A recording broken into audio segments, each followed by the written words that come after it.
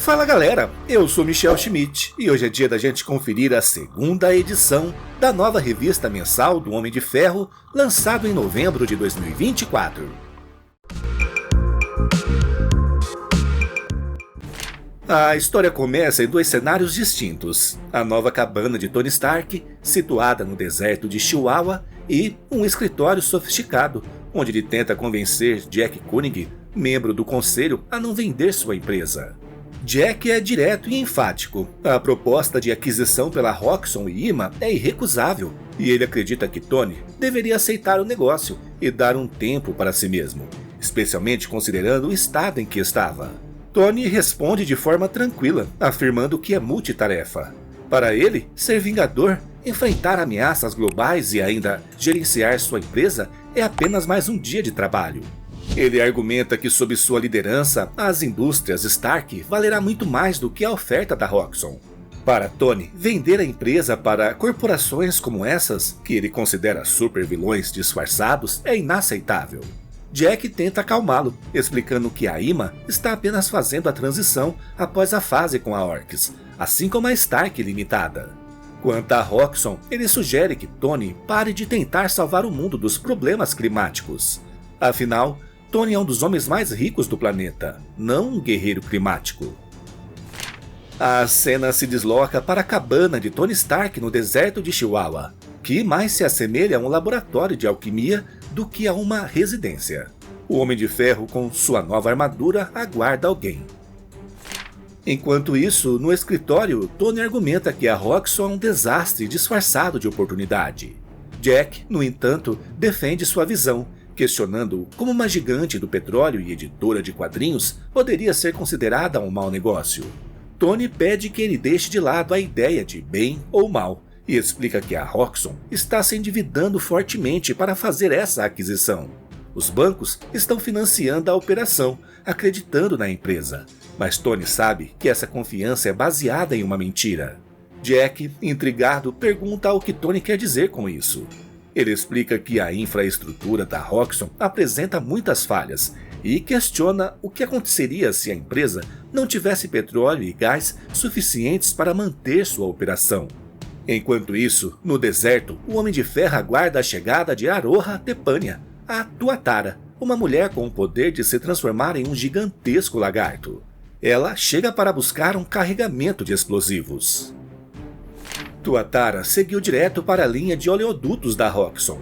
Enquanto isso, na reunião, Jack questionou Tony, perguntando se ele agora estava roubando segredos corporativos ou se sua ex-telepata tinha revelado tudo. Tony, tranquilo, respondeu que não precisava roubar segredos. Ele conseguia enxergar o quadro geral e, para ele, o futuro da Stark Limitada seria muito mais promissor se os lucros fossem diretamente para Jack e os investidores, em vez de serem usados para cobrir as dívidas da Roxxon. Apesar de tudo, Jack ainda pensava em votar a favor da compra. Ele não fazia isso pelo passado de Tony com sua família, mas pela oportunidade que a parceria com a Roxxon oferecia. Acesso aos maiores mercados de energia do mundo e, com o apoio da IMA, teria a chance de moldar o futuro.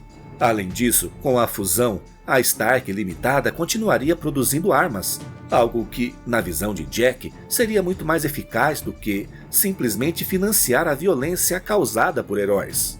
Jack se despediu, dizendo que se encontraria com Tony na votação, e se desculpou por não ter oferecido um lugar na junta diretiva. Tony respondeu que não havia problema, mas confessou que, embora sempre buscasse restaurar a paz ao vestir sua armadura, de vez em quando Tony tinha impulsos violentos. Enquanto isso, Tuatara havia cumprido sua missão, explodindo a linha de abastecimento da Roxxon. No escritório, Jack, de maneira calculada, questionava se Tony realmente não havia cruzado com Tuatara após a explosão no oleoduto, sugerindo uma possível ligação entre eles. Horas depois, Tony se encontrou com Melinda May, outro membro da junta.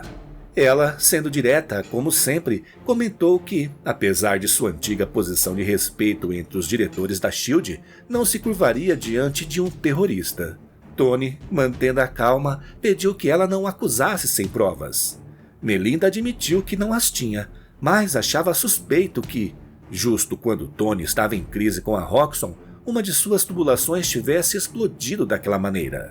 Tony também achava estranho, mas apontou que o vídeo mostrava Tuatara destruindo a tubulação, enquanto o Homem de Ferro não aparecia em lugar algum. Fingindo inocência, Tony perguntou se, agora que o mal-entendido estava esclarecido, poderia contar com ela para ajudar a derrotar os supervilões que estavam tentando tomar 2 gerações da tecnologia Stark.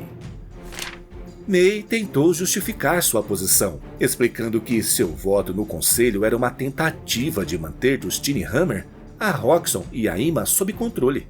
Ela argumentou que, quando Fei Long a colocou no conselho, manteve as tradições da SHIELD e tentou impedir que os planos dele se concretizassem. Tony sabia que Melinda fez o que pôde, mas, enquanto esteve na diretoria da Stark Limitada, os sentinelas continuaram sendo criados. Eles caçaram mutantes, homens, mulheres e crianças. Melinda perguntou o que Tony estava insinuando, e ele respondeu que não estava insinuando nada, apenas observando que a estratégia de tentar desmontar organizações por dentro raramente funciona. Irritada, ela perguntou se Tony realmente acreditava que ela era como a Orcs, e que não conseguia acreditar que ele estivesse dizendo isso, especialmente o diretor da SHIELD, que permitiu a invasão Skrull. Tony esclareceu que não estava dizendo que ela era Orcs, mas sim que ela faz parte da junta de Fei Long e não impediu a Orcs. Ele comentou que isso talvez se encaixasse bem na tradição da SHIELD, de tentar salvar o mundo enquanto ignorava as atrocidades cometidas nele. Então a questionou, onde estava ela quando aqueles bebês foram assassinados? Sobrevoando Aspen, Colorado, o Homem de Ferro, com sua armadura improvisada, refletia sobre a conversa com Melinda May. Ele sabia que havia perdido a chance de conquistar um possível aliado. A oportunidade de unir o conselho contra Roxxon e a Ima estava ali, mas ele a desperdiçou ao colocá-la contra ele. Agora, sozinho e exposto ao frio, usava uma armadura improvisada, já que Justine Hammer havia destruído os modelos antigos. Enquanto sobrevoava uma instalação da Ima, Tony avisava os funcionários. Eles tinham 10 minutos para evacuar antes que o laboratório fosse destruído. De repente, um raio quase o atinge. O Homem de Ferro se queixa de sua inteligência artificial, dizendo que ela deveria tê-lo alertado sobre o ataque. A IA então revela que o inimigo é Chicote Negro, um criminoso blindado com poderes de controle mental. Tony corrige a IA, dizendo que ela está errada e que o nome do vilão é Força, não Chicote Negro. Força, confuso, pergunta se ele havia tomado algum comprimido. Tony tentava se defender dos ataques de Força enquanto sobrevoava ao céu, ironizando sobre já ter caído 2 vezes e se perguntando se Cal também tomava algum remédio. Força, visivelmente confuso, perguntou quem era Cal e insistiu em saber quem ele era, já que disseram a ele que enfrentaria o Homem de Ferro. Tony se preparou para contra-atacar, mas, ao tentar usar o raio repulsor, percebeu que ele não funcionava. Em seguida, foi atingido em cheio.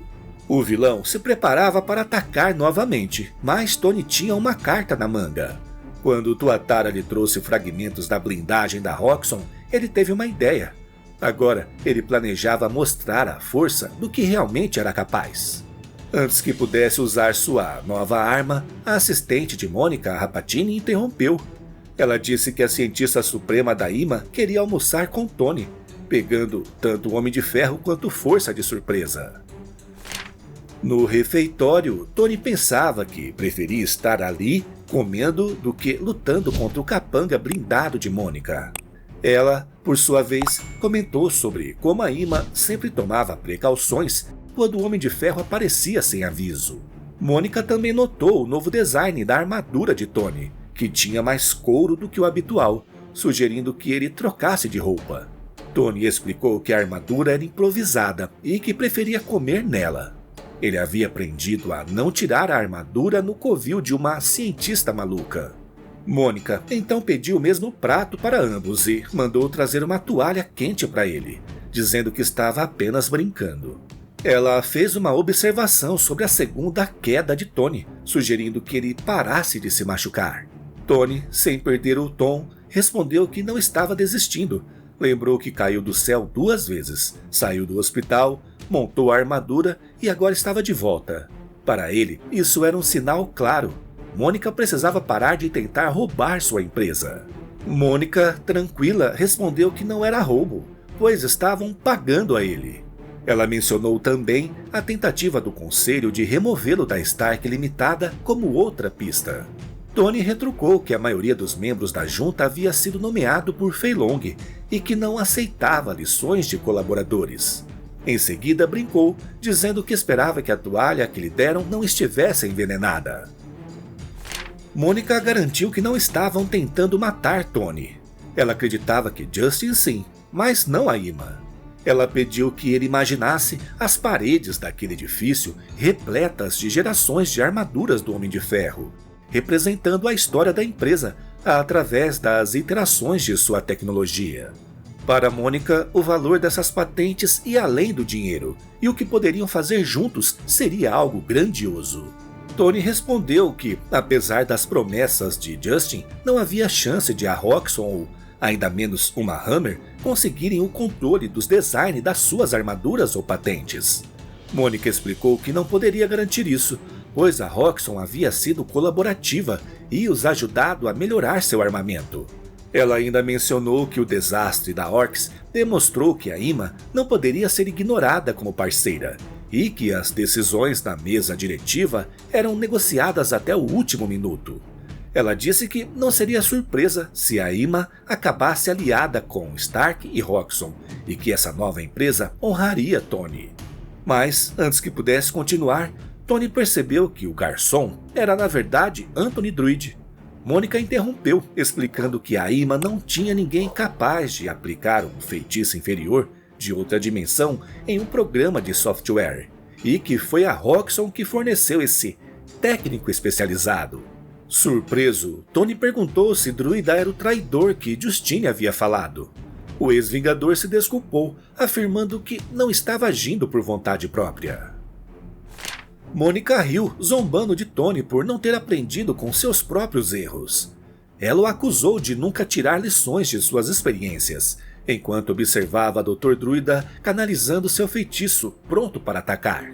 Com um gesto de sua capa, tentáculos escuros se estenderam e entraram pela armadura de Tony, que não pôde fazer nada para impedir. Mônica ironizou, dizendo que os erros sempre acompanhavam Tony, mas raramente conseguiam atravessar a fachada brilhante do Homem de Ferro. Ela então sugeriu que talvez fosse a hora de relembrar algum dos maiores fracassos dele e ordenou que Druida fizesse algo altamente não científico. Lembranças amargas invadiram a mente de Tony. O desprezo de seu pai por ele ter perdido as indústrias Stark e o desdém do Capitão América, especialmente após a Guerra Civil. Emma Frost é quem surge em seguida, comentando que Tony parecia estar chamando por ela. Com um tom provocativo, afirma saber que ele ainda pensa nela. Diante do silêncio de Tony, Emma o desafia, perguntando por que não consegue admitir. Será que ele não sente mais o mesmo agora que ela não está lutando pela sobrevivência? Com sua casa em chamas, seu amante mutilado e seus amigos sendo mortos? Enquanto, mesmo assim, ele a beijava? Sem aviso, Emma começa a estrangulá-lo com um cinto. Tony tenta resistir, insistindo que aquilo não foi o que aconteceu e que ela não pode acreditar naquelas memórias. Transformada em sua forma de diamante, Emma o encara friamente. Ela questiona se ele realmente achou que era o herói dela e, em tom cruel, menciona Melinda, insinuando que ele ignorou o sofrimento dela e de seus filhos, queimados no meio do caos. Tony, confuso, tenta se convencer de que aquela não é a verdadeira Emma Frost. Mas suas palavras são ignoradas quando ela o golpeia com força, atingindo o capacete e encerrando qualquer tentativa de defesa. Tony é subitamente levado de volta ao passado, confrontando uma das fases mais sombrias de sua vida, o demônio na garrafa. ele revive o tormento do vício em álcool que quase destruiu sua carreira e sua vida pessoal, enquanto lutava para suportar o peso de ser um super-herói. A figura demoníaca oferece a Tony uma garrafa de uísque, provocando-o ao dizer que talvez ele precise bater em alguém, porque sempre encontra alguém para descarregar sua raiva. Tony ordena que o demônio se afaste, mas a figura insiste, afirmando que ele tem o poder de fazer tudo sumir, mas prefere manter essa opção guardada. Stark se recusa a acreditar que tudo aquilo seja real, e grita que não permitirá que falem com ele daquela maneira. Tony desperta no refeitório vazio, com uma sensação incômoda. Não era uma ressaca, mas a vergonha que o consumia enquanto se perguntava se o cheiro no ar vinha dele. Quanto tempo o Dr. Druida o havia mantido preso em suas próprias memórias? Seus pensamentos são interrompidos pela IA, que o alerta. Restam apenas 45 minutos para chegar à votação do Conselho sobre a fusão em Nova York. Porém, antes que pudesse partir, força surge no local. O vilão atacou Tony e, com confiança, avisou a Central que lidaria com a situação sozinho. Tony sabia que precisava fugir dali. A votação do conselho era sua prioridade. Ele forçou a armadura ao máximo, mas não conseguiu se livrar de força, que o perseguia incansavelmente. Se os repulsores não funcionavam, Tony sabia que precisava improvisar. Lembrou-se de um truque que aprendera com a Roxxon. De suas costas, uma engrenagem se revelou, resultado de uma adaptação recente. A estrutura era inspirada nos oleodutos da Roxxon, que, em vez de curvas, usavam placas de aço retrátil conectadas por flexores plásticos. O dispositivo se transformou em uma espada gigantesca e o Homem de Ferro, agora confiante, perguntou ao vilão se ele ainda se sentia capaz de enfrentá-lo. E aí, pessoal, o que acharam da segunda edição, escrita por Spencer Ackerman e com arte de Júlio Otta? O novo traje do Homem de Ferro finalmente faz sua estreia, e é um destaque absoluto. A sequência psicodélica, criada pelo desenhista, é um show à parte, trazendo uma homenagem incrível à trajetória do personagem. Enquanto isso, o roteirista mostra que está disposto a empurrar Tony Stark ao limite, criando um enredo que mistura desafios emocionais e batalhas estratégicas. E vocês, o que acharam de tudo isso? Deixem suas opiniões nos comentários, beleza? Por enquanto é isso. Não esqueçam de apoiar o trabalho com o seu like, se inscrever no canal e ativar o sino de notificação. Obrigado a quem ficou até o final e um abraço, galera!